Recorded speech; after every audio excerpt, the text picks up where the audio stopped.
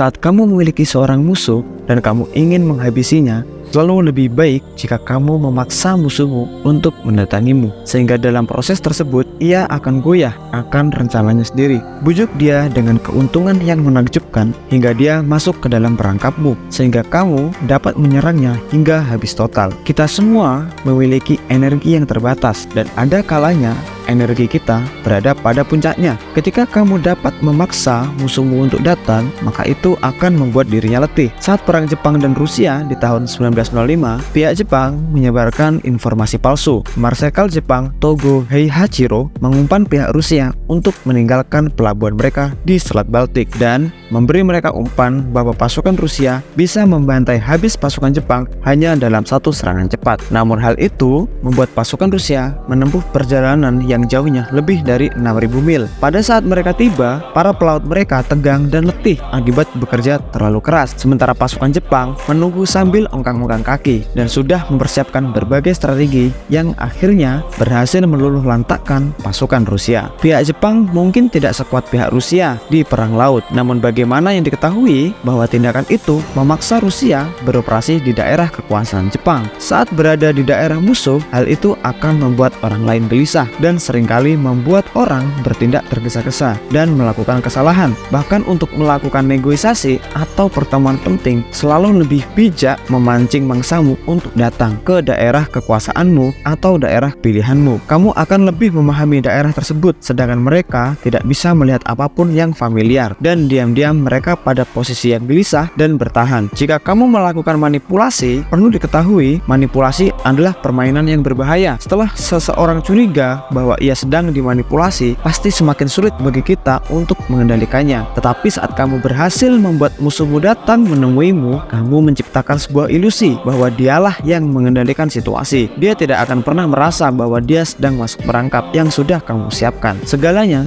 tergantung dari seberapa menarik umpan kamu. Jika perangkapmu cukup menarik, maka pergerakan emosi dan keinginan musuhmu akan membutakan realita. Semakin serakah diri mereka, semakin mudah kamu untuk membimbing mereka ke arah yang kita inginkan. Pelajaran yang kita bisa ambil adalah jika kamu dapat membuat orang lain menggali kuburan mereka sendiri, mengapa kamu harus repot-repot membuat dirimu bercucuran keringat? Sama seperti halnya pencopet. Pencopet selalu memanfaatkan hal ini dengan sempurna. Kunci untuk mencopet adalah mengetahui kantong mana yang berisi dompet. Para pencopet yang berpengalaman seringkali melakukan di stasiun kereta api atau tempat-tempat yang lain, gimana jelas-jelas dipasang papan yang bertuliskan awas copet. Para pejalan kaki yang melihat papan itu pasti langsung merambah dompet mereka untuk memastikan agar benda itu masih ada di sana. Bagi para pencopet yang mengawasi mereka, kejadian ini seperti menembak ikan di sebuah tong. Bahkan para pencopet dikenal sering memasang papan awas copet sendiri untuk memastikan kesuksesan mereka. Kadang lebih baik bagi kamu untuk membiarkan mereka tahu bahwa kamu memaksa mereka mengungkapkan tujuan mereka. Jika kamu berhenti menipu untuk melakukan manipulasi yang mencolok, dan percabangan psikologis taktik ini